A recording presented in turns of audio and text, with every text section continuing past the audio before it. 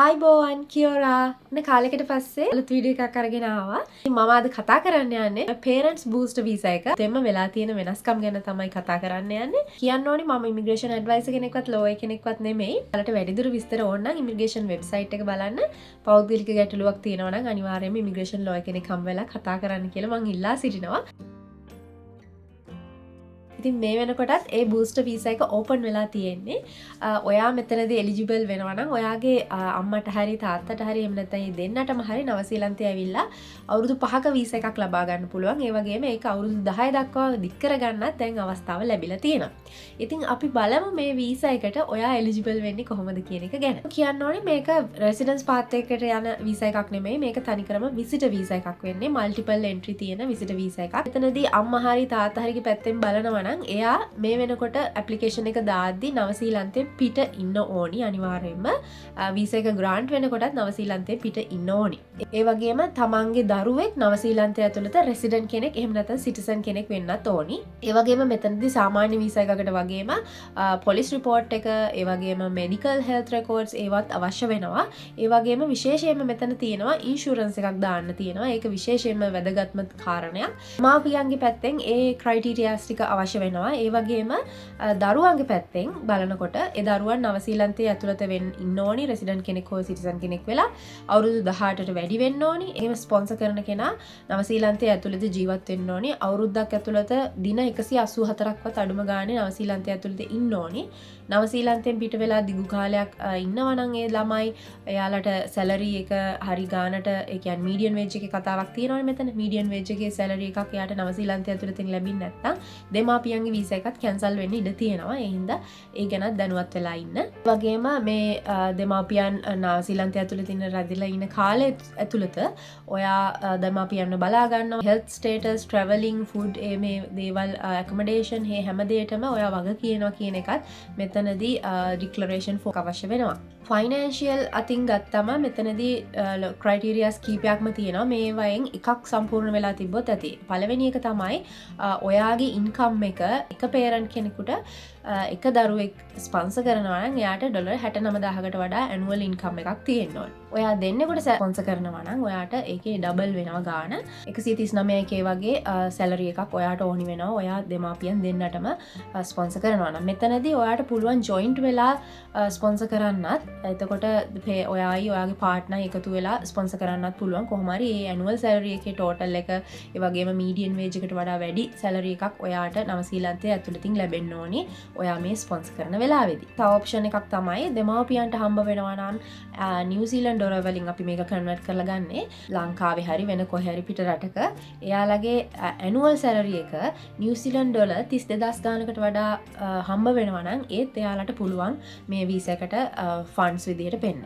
ඒ වගේම තව ඔප්ෂන් එකක් තමයි ඔයාලගේ දෙමාපියන්ගේ බැංක් account වල නිව්සීලන්ත ඩොලර්ස් 1,60,000ක් වගේ මුදලක් ඔයාලට පෙන්වන්න පුළුවන් නම් එක පේරන්ට් කෙනෙකුට. එහෙම නැත්නම් පේරන්ට්ස්ලා දෙන්නම එනවා නම් 2,50,000 නිව්සීලන්ත ඩොලර්ස් එයාලගේ ෆන්ඩ්ස් පෙන්වන්න පුළුවන් නම් එයාලටත් පුළුවන් මේ වීසා එකේ ෆයිනෑන්ෂියල් වලට ඒ එවිඩන්ස් එක ලබා දෙන්න. නමුත් නවසීලන්තයේ ඇතුළත ඉන්න ඔයාගේ ඉන්කම් එක ඩොලර් 1,39,000කට වඩා වැඩි නම් ඇනුවලි ඔයාට පුළුවන් පේරන්ට්ස්ලා දෙන්නම ගෙන්නගෙන අවුරුදු 5 වීසා එක ලබා දෙන්න. ඉතින් මම කියපු ක්‍රයිටීරියාස් තුනෙන් එකක් ඔයාලට කම්ප්ලීට් කරන්න පුළුවන් නම් එතනදී ෆයිනෑන්ෂියලි ඔයගොල්ලෝ මේ වීසා එකට එලිජිබල් වෙනවා. ඒ වගේම හෙල්ත් ඉන්ෂුරන්ස් එකත් මෙතනදී ගොඩාක් වැදගත් වෙනවා.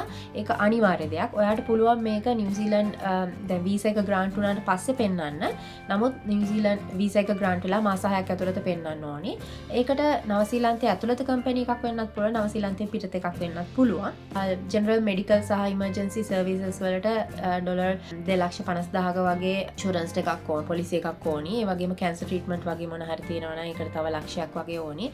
ওই විදිහට ඒගොල්ලෝ වෙබ්සයිට් එකේ ඒක පැහැදිලිවම සඳහන් කරලා තියෙනවා. කොච්චර මුදලක හෙල්ත් ඉන්ෂුරන්ස් එකක් ඔයාට ඕනේද කියන එක. ඉතින් ඒකත් ඔයාට කරගන්න පුළුවන් වීසා එක ග්‍රාන්ට් වුණාට පස්සේ. මම කියන්න ඕනේ මේක විසිටර් වීසා එකක් විතරයි. ඉතින් ඔයා ජෙනුවින්ලි එන්නේ ඔයාගේ දරුවන් එක්ක කාලය ගත කරන්න කියන එක ඔයා පෙන්වන්න ඕනේ. ඒ වගේම ඒකට ඩික්ලරේෂන් ෆෝම් එකක් තියෙනවා. ඒක පුරවන්න ඕනේ. වීසා එකට ඩොලර් 3,100ක වගේ ගාණක් යනවා. සාමාන්‍යයෙන් ලංකාව වගේ රටක ඉඳලා ඇප්ලයි කරන අයට සහ පැසිෆික් දූපත්වල ඉඳන් ඇප්ලයි කරන අයට මේකේ ගාණ ටිකක් අඩු වෙනවා. වෙනවා. නමුත් අපේ රටවල් වලට ඩොලර් 3100යි තමයි වීසා charge එක වෙන්නේ. ඉතින් මෙතනදී තව දෙයක් තමයි ඔයාට අවුරුදු 5ක වීසා එක ඉස්සෙල්ලාම හම්බ වෙනවා. දැන් සාමාන්‍යයෙන් මෙඩිකල් එකක් වැලිඩ් වෙන්නේ මාස 36ක්. ඉතින් මේකේ විදිහට මේ වීසා එකේදී ඉමිග්‍රේෂන් එක කියලා තියෙන විදිහට ඔයා අවුරුදු 4ට කලින් අවුරුදු 3ක් එක දිගට ඉඳලා නමුත් අවුරුදු 4 වෙන්න කලින් ඔයා ආපහු නවසීලන්තෙන් පිට වෙන්න ඕනි. නවසීලන්තෙන් පිට වෙලා ඔයා අලුතෙන් මෙඩිකල් සහ පොලිස් චෙක් කියන ඒවා කරගෙන නැවතත් නවසීලන්තය ඇතුළට එන්න ඕනි කියන එක තමයි ඒගොල්ලෝ එතනදී සඳහන් කරලා තියෙන්නේ. ඒ කියන්නේ අවුරුදු 5 වීසා එක හම්බුණාට ඒක අවුරුදු 4යි උපරිම ඉන්න පුළුවන් වගේ තමයි එතන කතාව. ඉතින් ඒ 4 හිටියට පස්සේ ඒ කියන්නේ 4 වෙන්න කලින් ඔයා නවසීලන්තෙන් පිට වෙලා ආපහු මෙඩිකල් ඒවා මේවා ටික ආපහු අප්ඩේට් කරගෙන එන්න ඕනි.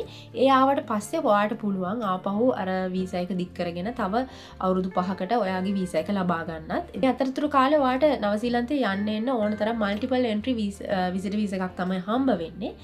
ඒ වුණාට අනිවාර්යයෙන්ම අවුරුදු 4ට කලින් ඔයා නවසීලන්තෙන් පිට වෙලා ගිහිල්ලා ඔයාගේ මෙඩිකල් ඒවා මේවා අප්ඩේට් කරගෙන එන්න ඕනි. ඒ වගේම මෙතනදී විශේෂ කාරණා කීපයක් තියෙනවා මම ඒ ගැන ආපහු මතක් කරන්නම්. එතනදී ඔයාට ස්පොන්සර් කරන කෙනාට එයාගේ රෙසිඩෙන්සි නැති වෙලා එහෙම නැත්නම් එයාගේ ජොබ්ස් නැති වෙලා රටින් පිට වෙන්න වුණොත් එහෙම පේරන්ට්ස්ගේ වීසා එකත් කැන්සල් වෙනවා. මේ ඉන්ෂුරන්ස් එක ඔයා නවසීලන්තයේ ඇතුළත ඉන්න මුළු කාලයටම අවශ්‍ය වෙනවා. ඒක ඔයාට හරියට මේන්ටේන් කරගන්න බැරි වුණොත් ඒත් මේ වීසා එක කැන්සල් වෙන්න ඉඩ තියෙනවා.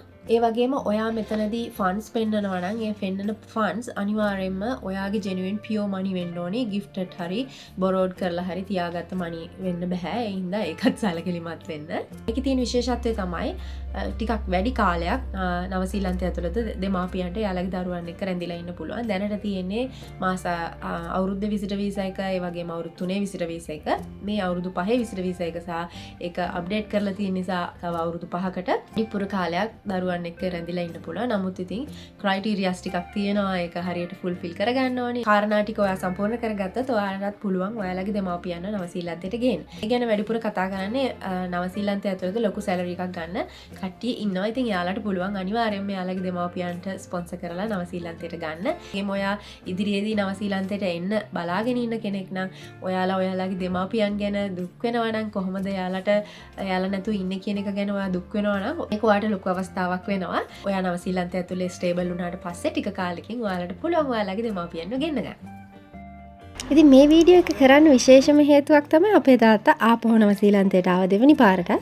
අපි ඇවිල්ලා තාම අවුරුදු 3ක් වගේ තමයි වෙන්නේ. උන්ට තාත්තත් දෙපාරක්ම ආවා. හැබැයි ඉතින් අපි නම් ගෙනගත්තේ ජෙනරල් විසිටර් වීසා එකක් දාලා.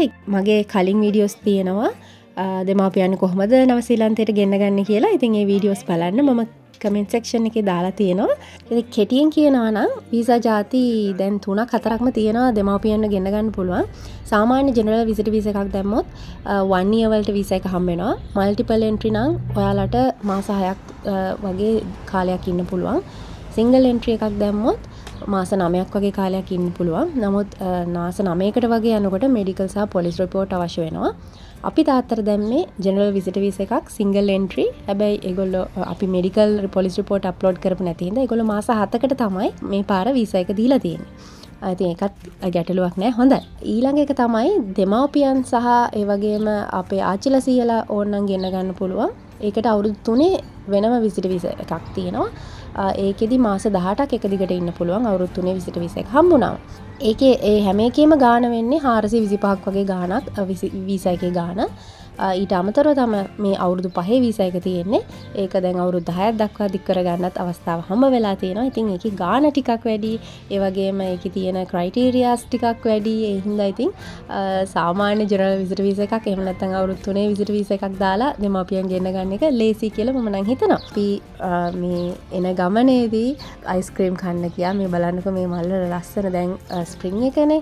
ඉතින් මේ පාර සමයකට තාත්තව ගෙන්න ගත්තෙත් අපිට ගොඩාක් තැන්වල ඇවිදින්න යන්න පුළුවන්. ඒ හින්දාමයි ගිය පාර ආවේ වින්ටර් එකේනේ. ඉතින් ඒ කාලේ ස්නෝ එක්ස්පීරියන්ස් එක දුන්න තාත්තට මේ පාර ස්ප්‍රින්ග් එක සහ සමර් ඔටම් ඔක්කොගෙම එක්ස්පීරියන්ස් එක දෙන්න තමයි මම බලාපොරොත්තු වෙන්නේ. මගේ අම්මා නැති වෙලා අවුරුදු 6ක් 7ක් වෙනවා දැන්.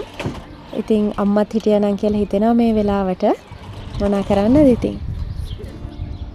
එහෙනම් අදට වීඩියෝ එක ඉවරයි. ආයෙත් ලස්සන වීඩියෝ එකකින් හමු වෙනකන් ගිහිල්ලා එන්නම්. කියෝරා